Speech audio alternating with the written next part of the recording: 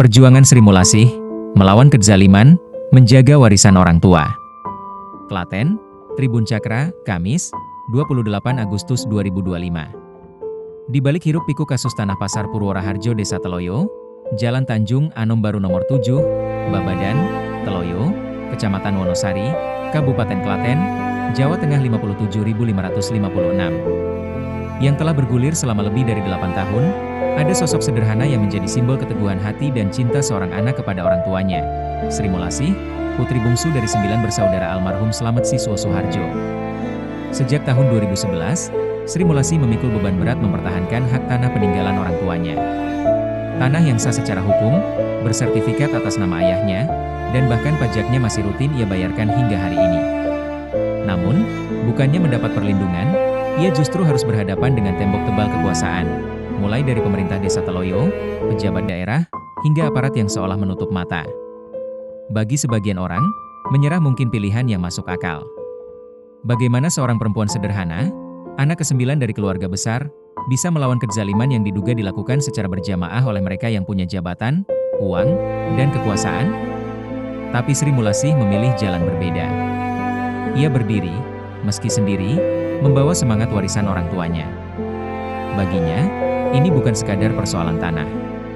Ini tentang kehormatan keluarga, tentang amanah ayah yang telah tiada, dan tentang prinsip bahwa kebenaran tidak boleh kalah oleh kebohongan. Setiap sidang, setiap lembar bukti, setiap saksi yang ia hadirkan adalah bentuk perlawanan terhadap ketidakadilan. Meski melelahkan, meski jalan terasa panjang, Sri Mulasih tetap berdiri. Ia tahu, di atas semua ini ada yang maha adil, yang kelak akan menyingkap tabir kebenaran. Di tengah derasnya dugaan permainan kekuasaan, suara Sri Mulasih menjadi pengingat bagi kita semua, bahwa keadilan bukan hadiah yang diberikan, melainkan hak yang harus diperjuangkan. Kini, perjuangannya bukan lagi milik dirinya sendiri. Ia menjadi simbol perlawanan masyarakat kecil yang berani bersuara ketika haknya dirampas. Semangatnya mengetuk hati publik, menggugah nurani penegak hukum, dan menjadi doa yang terus menggema, agar negeri ini benar-benar menjadi negara hukum, bukan negara kekuasaan. Dari seorang anak bungsu yang sederhana, kita belajar arti keberanian, bahwa melawan kezaliman adalah bentuk tertinggi bakti seorang anak kepada orang tuanya.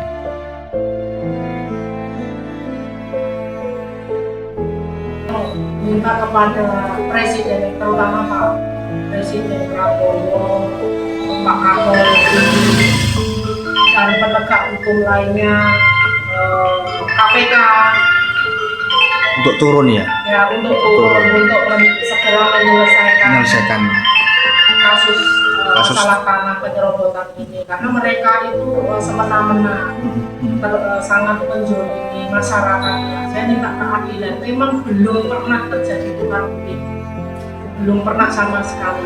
Jadi poinnya yang utama sampai sekarang sertifikat masih atas nama Bapak dan jenengan sampai saya juga masih pegang, dan juga PBB juga sampai sekarang juga masih jenengan bayar.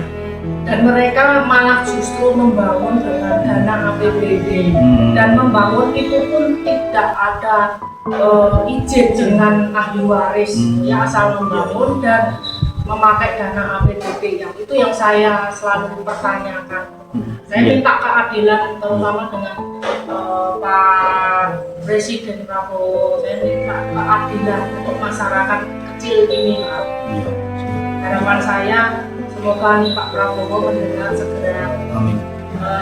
Dan menindaklanjuti penegak-penegak yang di sini, Pak. Saya minta bantuannya. Ya, itu dulu Bu atas waktunya. Selamat siang.